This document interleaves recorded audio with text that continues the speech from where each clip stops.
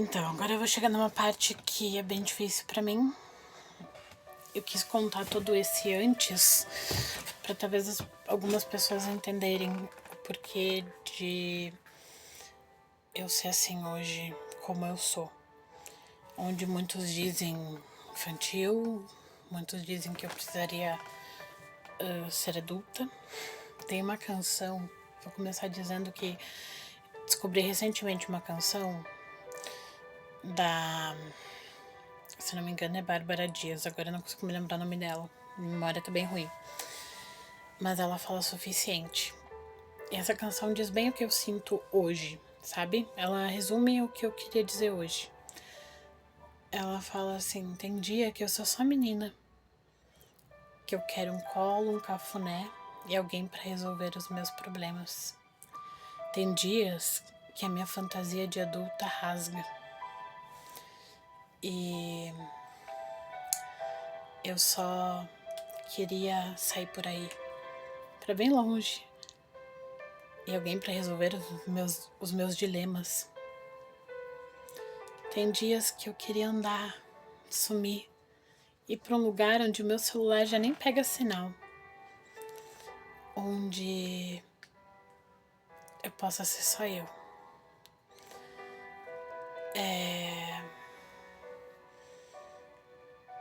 E o que dói em mim, em crescer, é saber que nem sempre eu sou suficiente.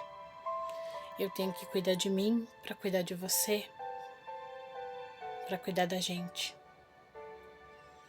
Eu tenho que cuidar bem de mim pra cuidar e cuidar de você pra cuidar bem da gente. E a pequena que eu nunca curei quer voltar.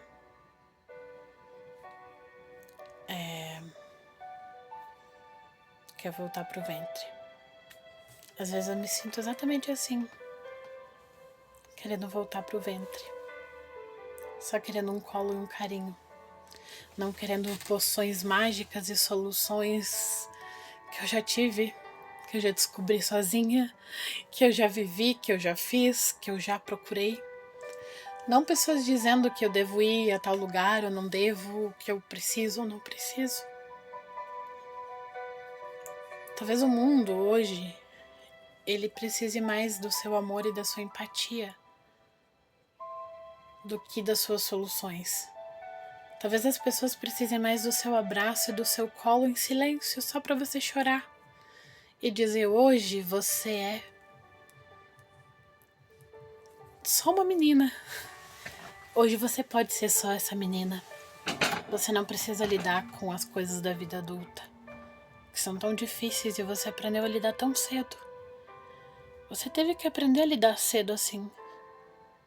E tá tudo bem, mas hoje, aqui, você pode ser só essa menina.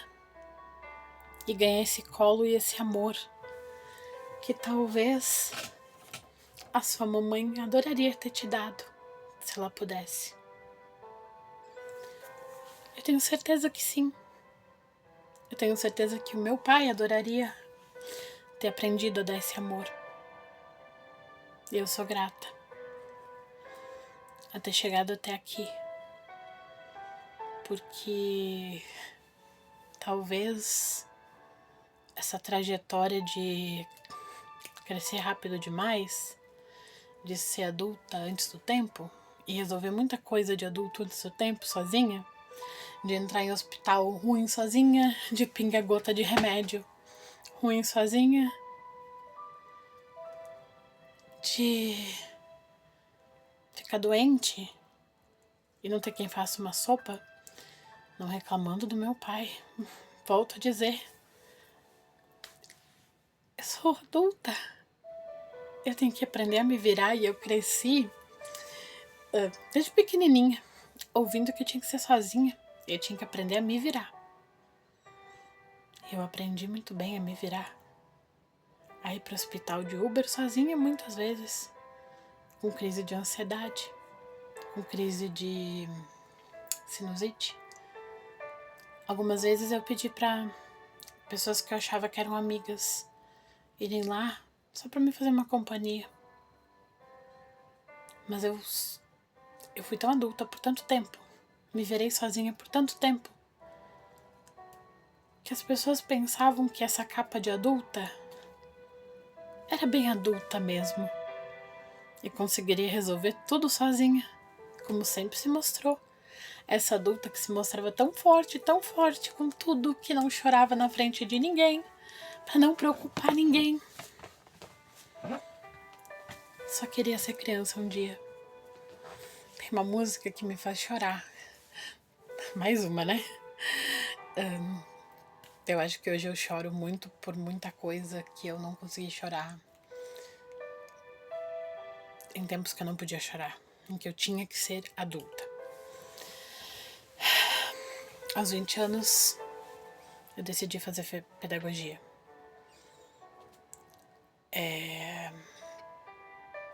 A faculdade de pedagogia entrou na minha vida e eu digo que a pedagogia me escolheu. Não, eu escolhi a pedagogia porque, cara,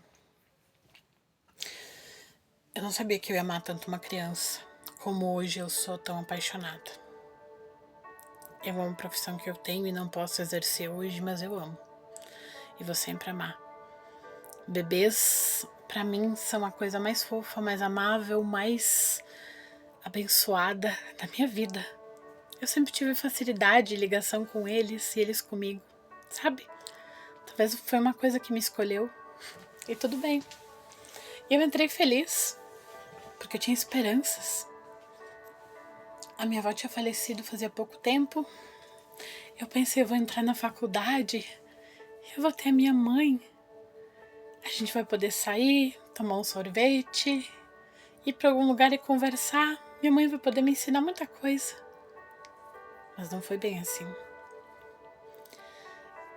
No primeiro semestre da faculdade, em abril do ano de 2015, mentira, desculpa, no ano de 2013, eu tô tão abalada que eu tô tão atordoada que eu já tô trocando as histórias, mas enfim, no ano de 2013, em abril, minha mãe foi pro hospital fazer um exame de rotina, demorou a voltar, e eu tava achando estranho.